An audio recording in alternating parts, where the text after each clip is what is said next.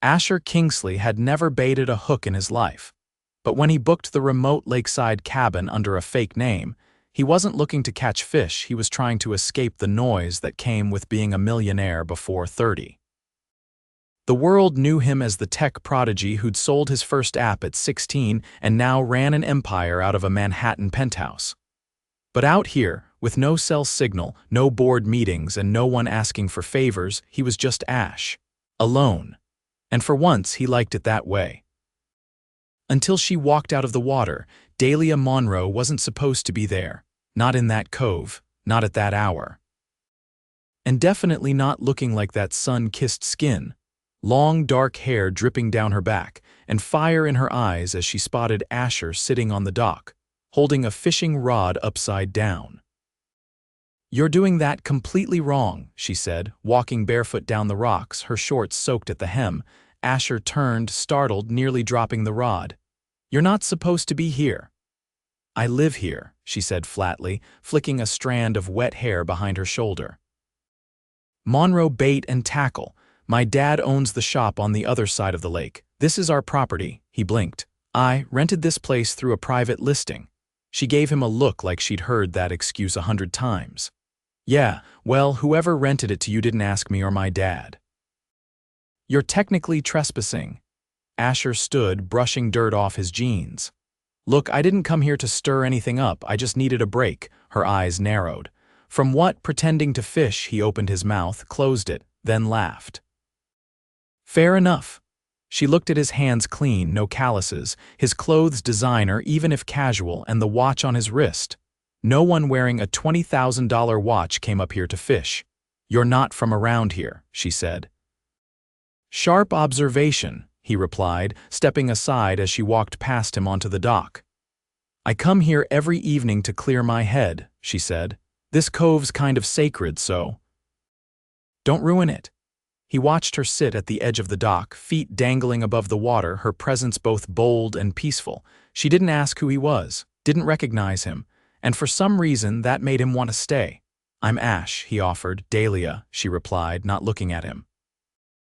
There was something magnetic about her. Not just her looks, though those were hard to ignore, but the way she didn't care who he was or what he was doing. She didn't try to impress him. She didn't ask questions. She just sat there, humming softly as the sun dipped behind the trees. "Do you come here every night?" he asked. "Most nights," he hesitated. "Do you mind if I stayed?" She glanced at him, expression unreadable. "Only if you stop holding the fishing rod like it's a lightsaber," he grinned. That night, for the first time in months, Asher didn't think about money. Or boardrooms. Or the IPO he was supposed to be planning. He just sat next to a woman who didn't know or care that he was worth over $200 million. The next morning, he showed up at the bait shop. Dahlia looked up from the counter, eyebrows raised. Back for more humiliation, he held up the sad excuse of a fishing rod he'd mangled the day before. "I need help," she sighed. "Come on." They spent the morning by the lake, her teaching him how to tie a lure, cast without tangling the line, and how to sit still long enough to maybe catch something. He was terrible at all of it. "You really don't know what you're doing, do you?" "Nope," he said, laughing. "But I'm learning." She smiled, and it hit him in the chest. He hadn't expected that. He hadn't expected her. Later that afternoon, back at the shop, she handed him a small tackle box. "For next time," she said. He opened it. Inside was a neatly organized set of lures, hooks, and line.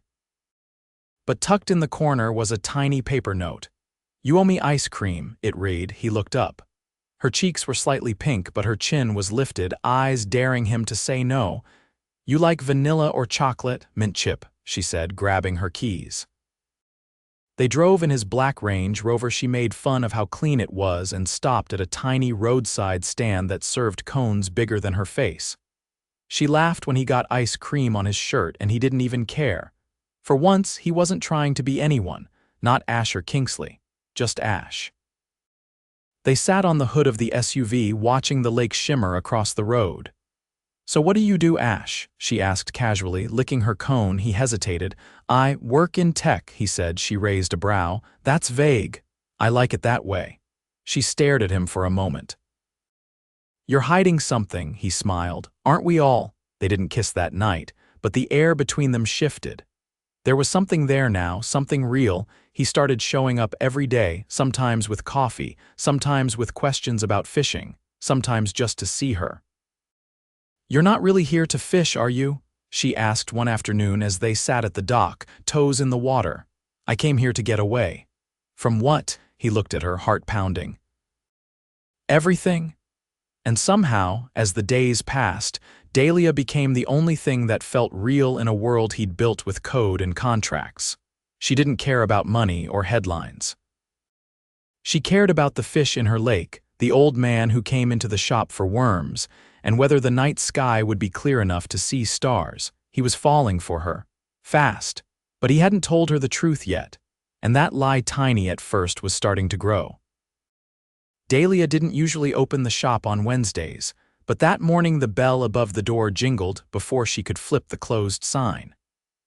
Asher stood just inside, holding a brown paper bag in one hand and a folded camping chair in the other. "You're early," she said without looking up from the counter where she was tallying inventory. "And unless that bag has a winning lottery ticket, I'm not impressed." He set it down in front of her and unwrapped it slowly, 2 warm egg sandwiches, still steaming slightly, and a thermos that smelled unmistakably like cinnamon coffee. "I figured you might have skipped breakfast," he said. She eyed the spread, then him. "You bribing me for more free lessons?" "Nope, I'm kidnapping you," she arched a brow. "Is that so?" He leaned on the counter, voice low. "I found a trail near the North Ridge, leads to an overlook, thought maybe we could hike it." She hesitated. "It's steep. And most tourists don't make it past the first clearing." "I'm not most tourists." She finally smiled, a real one, brief but unmistakable. "Give me 10 minutes, she said, disappearing into the back. The hike took longer than expected. The trail was narrow and littered with branches, and Asher had clearly never worn boots that dirty before. But he didn't complain. Not even when a hawk swooped too close or when he stepped ankle-deep into a muddy patch and lost his footing. "City boys struggling," she teased, balancing easily on a log ahead of him. "That's because city boys don't usually get led into the wild by women who walk like mountain goats. You say that like it's an insult. It's not. It's strangely attractive." She threw a pine cone at him. By the time they reached the overlook, the sun was high and the lake glittered far below, framed by endless rows of evergreens. Asher dropped his pack and sat on a flat rock, breathing hard. "Worth it?" she asked, pulling her hair into a knot as the wind lifted strands off her neck. He didn't answer at first, just looked at her like he was still catching up, completely. She didn't know what to say to that, so she sat beside him, knees brushing, both of them staring out at the blue stretch below. "You ever think about leaving?" he asked suddenly. She let the question hang in the air a moment. "My mom used to talk about Paris," she said finally. "She wanted to open a bakery there, said the light was different in France." "What happened?" "She got sick. I was 14. Dad shut down after that. I stayed." He turned to her. "You gave up your dreams." "I didn't see the point in chasing them if it meant leaving behind someone who needed me." He was quiet. "You ever think about staying?" she asked. He looked hesitant. "More than I should." She nudged him with her shoulder. "You're not that mysterious, you know. I've seen your watch, your car, and you don't flinch when I talk about expensive things. You're someone who's used to getting what he wants." He tensed slightly. "And yet you keep showing up here," she continued. "In a town with no cell phone towers and more deer than people." He looked at her like he wanted to say something, but instead he stood and offered her a hand. "Come on, I want to show you something." They hiked back down in silence, but it wasn't awkward. It was full, charged. Like both of them were carrying something they weren't ready to say out loud. At the base of the hill, Asher led her toward the road instead of back toward the shop. "You trust me?" he asked.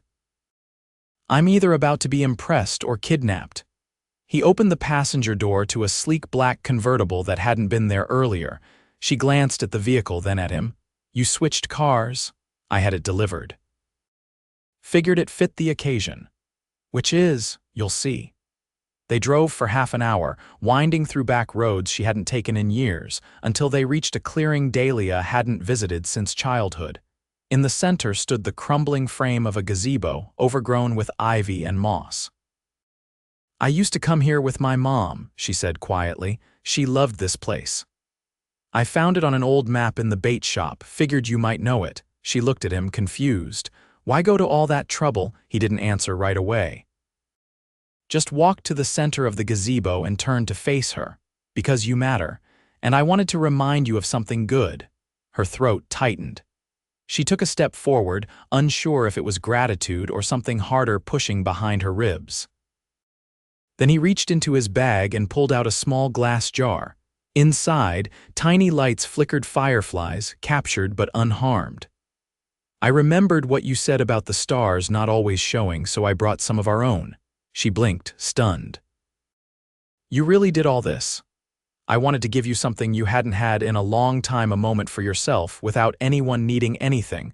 Her voice cracked. "You don't even know me." "I know enough." She didn't speak, just crossed the distance between them and kissed him.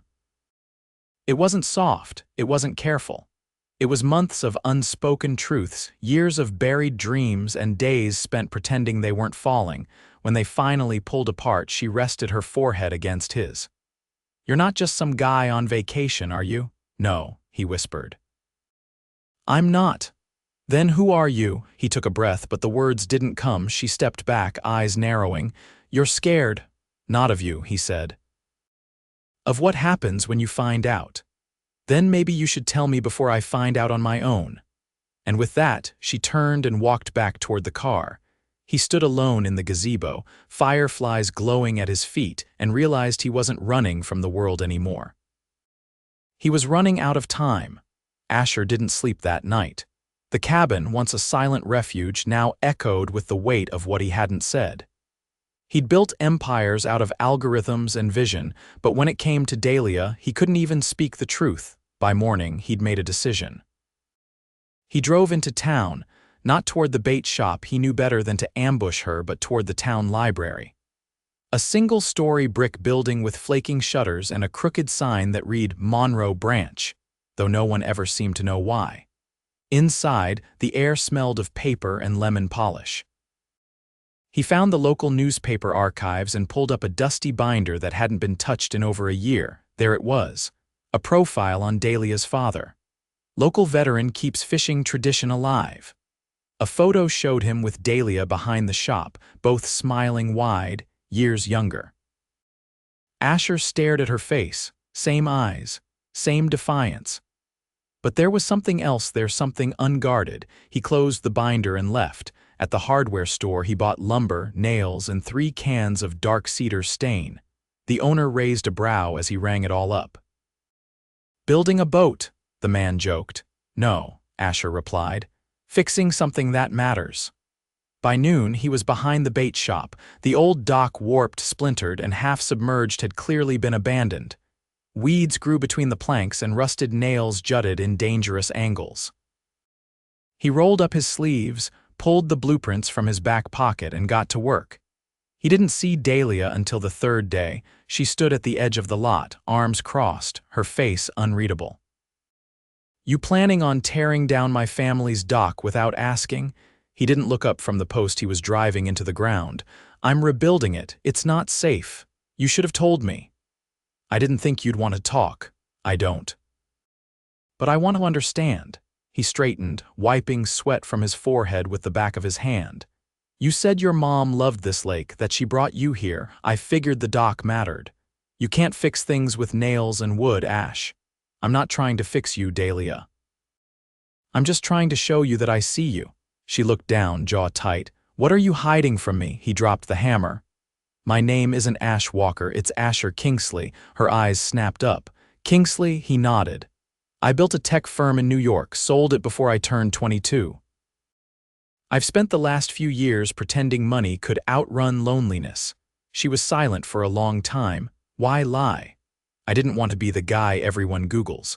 I wanted to know what it felt like to matter to someone who wasn't impressed by headlines." "You think I'm impressed now?" "No. I think you're furious, and I deserve that." She paced a few feet away, arms wrapped around her waist, breathing sharp. "I opened up to you," she said. "I told you things I haven't said out loud in years, I know. And you kept this massive piece of yourself locked away like I couldn't handle it. I wasn't trying to insult you, I was trying not to ruin something real." She turned to him, eyes bright with frustration. "You think the truth ruins things? You think honesty is some kind of luxury?" He stepped forward. "No, I think it's the only thing that matters, and I should have told you from the beginning." She took a shaky breath, then turned and walked into the shop without another word. He didn't follow. That night, rain came hard. The storm rolled in off the lake, sheets of water cutting across the dock he'd left half-finished. He sat on the porch of the cabin, soaked, staring into the dark, wondering if he'd built too late. The next morning, everything changed. He was sanding one of the new beams when he heard footsteps crunching behind him. He turned, expecting a stranger, maybe her father, but it was Dahlia. She held a thermos in one hand, a rolled-up paper in the other. "I found this," she said, handing him the document. It was a copy of a leasing agreement. The name listed wasn't his, it was his company's holding shell. "That's how you got the cabin," she said. "Through one of your firms," he nodded, waiting. "I looked you up last night," she continued. "You were on the cover of Fortune. You've donated millions to children's hospitals. You were engaged once." He didn't flinch. "It ended 2 years ago. She wanted the parties. I wanted real." Dahlia's voice dropped. "Then why hide all of this?" "Because the last time I told someone who I was, they changed. You didn't. And I was selfish enough to want to keep that version of us a little longer." She sat on the edge of the half-built dock, staring out at the water. "I'm not mad that you're rich," she said. "I'm angry that you thought I'd treat you differently because of it. I didn't know how to trust that. You never gave me the chance." He sat beside her, careful not to touch her. "I can't undo what I didn't tell you," he said. "But I can build something better if you'll let me." She didn't answer right away, then slowly she handed him the thermos. "Coffee's still hot," she murmured. "Means you're not entirely out of chances." He took it, fingers brushing hers. "Is this a truce?" "It's a start," she said. And for the first time in days, he let out a breath he didn't know he'd been holding. By sunset, the dock was finished. She didn't say much as they stood at the edge, watching water lap softly against the new beams. But she didn't leave either. And when he reached for her hand, she let him take it. Dahlia stood at the edge of the newly finished dock, her arms folded as the wind rolled off the lake in soft, warm gusts. Behind her, the bait shop's porch light flickered on, casting a golden glow over the gravel lot. Asher came down the worn path carrying something long and wrapped in canvas. She turned as he approached, eyebrows lifting. "You building something else now?" He unrolled the canvas slowly on the dock. Inside was a single handcrafted fishing rod walnut handle, brass accents, and a custom reel engraved with a name, Monroe. "I had it made," he said, holding it out. "For you." She stared at it, brow tightening. "This looks like it costs more than my truck." "It probably does. But that's not the point." "What is?" "That I listened. You said your mom used to fish with you here. I wanted you to have something that felt like her but was still yours." She touched the wood, fingers trailing the smooth grain. "You remembered that?" "I remember everything you say. Even the small things." She looked up at him, eyes searching. "Then tell me what happens now." "Now," he took a breath. "Now I ask you not to let the mess I made be the end of us. You lied, Ash, I know. But you also built a dock with your own hands and showed up every day even after I told you to leave me alone, because you're not just someone I met by chance. You're the only person who's ever made me want to stop running." She held the rod to her chest, eyes lowering. "I don't need saving. I know that too. You're the strongest person I've ever met, but maybe I do." She laughed under her breath, a low, unexpected sound. "That's the first time you've sounded like someone who doesn't have everything." "I don't. Not without you." He waited, heart thudding as she looked back toward the lake. The sun was setting behind the far ridge, casting the water in deep amber. "If I say yes," she said, "you're not allowed to disappear back into some high rise in Manhattan and pretend this never happened. I won't. You're not allowed to drop in with gifts and fly out when it gets hard. I won't do that either. And you're definitely not allowed to think you can buy my forgiveness. I'm not trying to. I'm trying to earn it." She was quiet, then walked to the end of the dock and sat, letting her legs hang just above the water. She set the rod beside her and patted the space next to her without looking up. Asher sat. "You really thought a fishing trip would change your life?" "No," he said. "But it did anyway." She pulled something from her pocket and held it out to him. It was a photo creased at the edges, faded. A girl no older than 8, standing barefoot on the same dock, holding a fish nearly half her size. Her mother knelt beside her, smiling with her whole face. "She used to say everything good in life comes when you're quiet enough to notice it." He glanced at Dahlia. "And did you?" "I didn't," she said. "Not until you showed up holding a rod upside down." He laughed, then turned serious. "Come with me." She looked at him, uncertain. "Where?" "Not forever, just for a few days. I want to show you what my world looks like, not the headlines, not the money, just the parts I kept hidden, the real ones." "I don't have a passport," she said. "No planes, just a drive, a weekend." "That's all I'm asking." She hesitated, then nodded slowly. "All right, one condition." "Name it. You let me drive." He raised a hand. "Deal." 2 days later, they were on the road in a different car, an old 1967 Mustang Asher had kept in storage upstate. He led her behind the wheel, and she didn't ask questions when they passed the city and kept going. The house sat on a cliff above the Hudson, tucked behind cedar trees and ivy-covered stone walls. Nothing flashy, just peaceful. Designed by Asher's mother before she died. He hadn't brought anyone there in over 5 years. Dahlia stepped inside and looked around, books stacked in corners, an old record player beside the fireplace, and paintings that showed more soul than wealth. "You live here. Sometimes. When I need to remember what matters." She walked over to a photo on the mantel, him much younger standing beside a woman with the same eyes. "She looks kind." She was. "She taught me to fish in the East River. Said it was the ugliest water she'd ever seen, but it didn't matter if you were patient." Dahlia turned to him. "You've been carrying a lot." I didn't know how to stop. She crossed the room, wrapped her arms around him, and rested her head against his chest. "You don't have to anymore." He held her close, heart full and steady for the first time in years.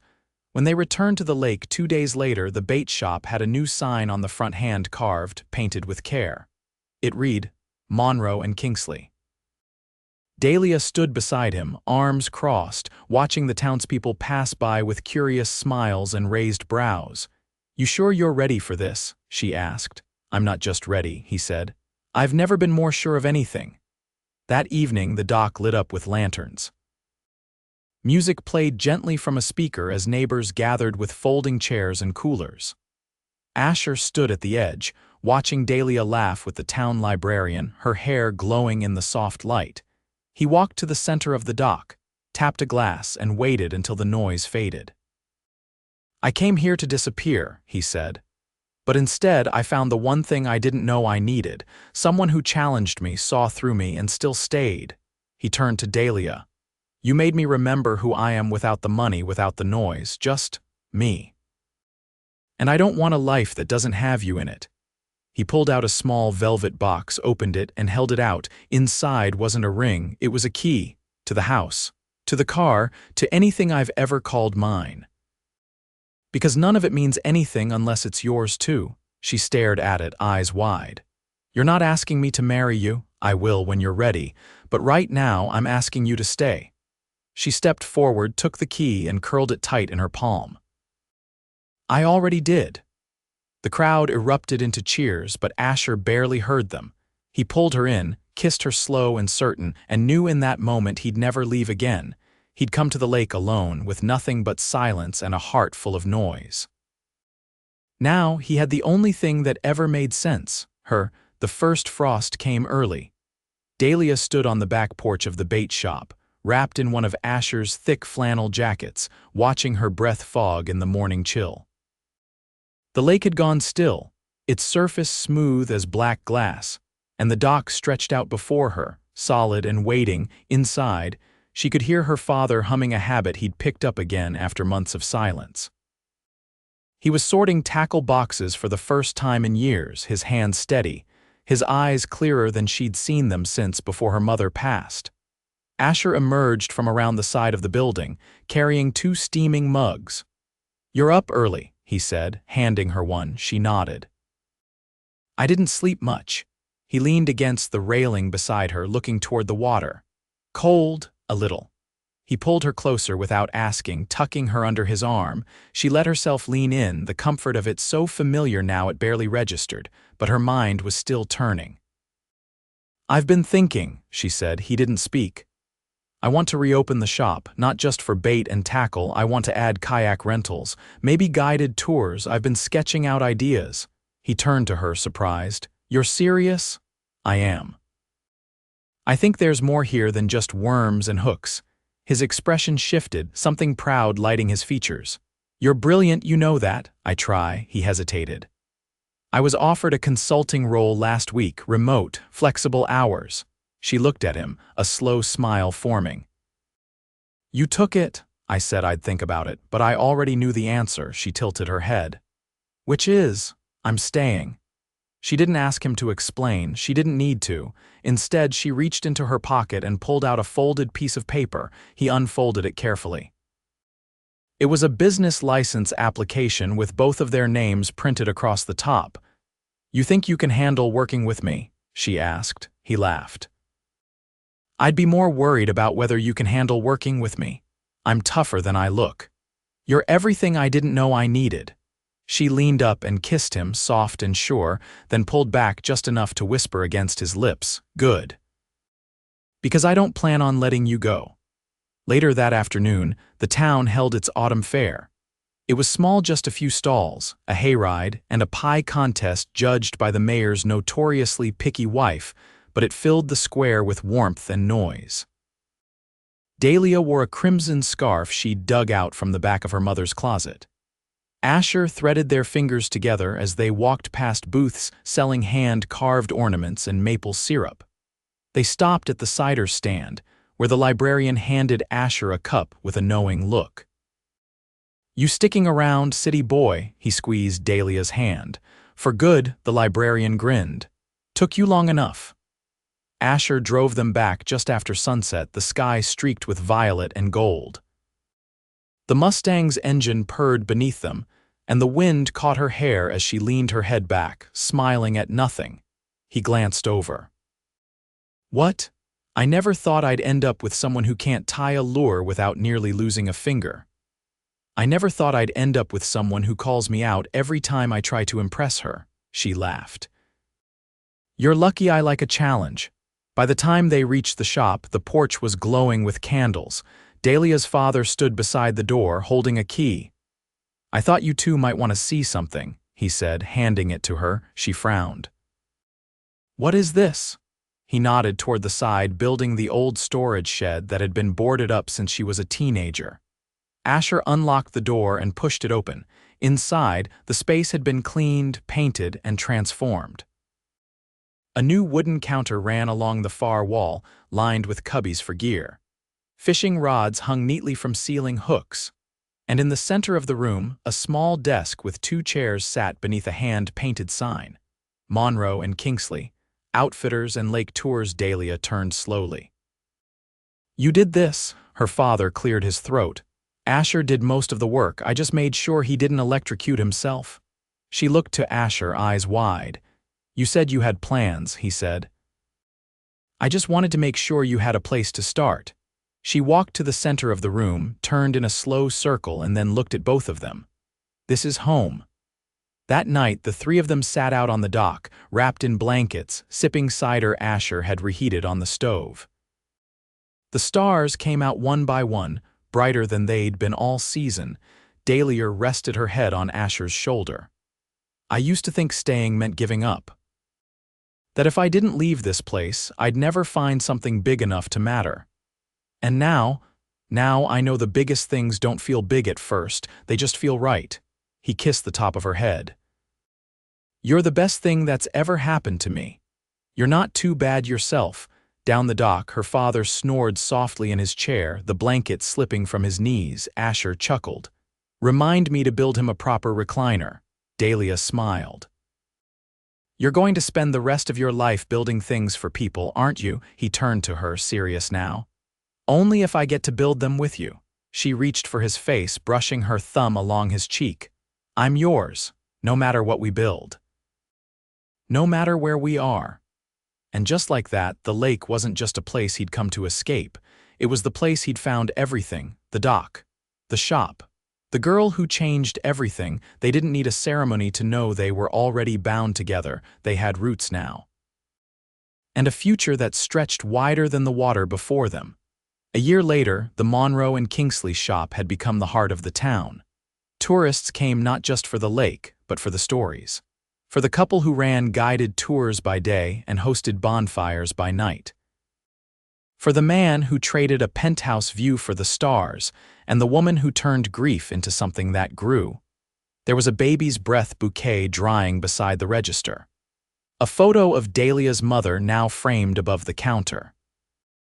And every morning, Asher made the coffee while Dahlia opened the windows and let the breeze in. They didn't need anything else. They had everything they'd never dared to want, together. Forever.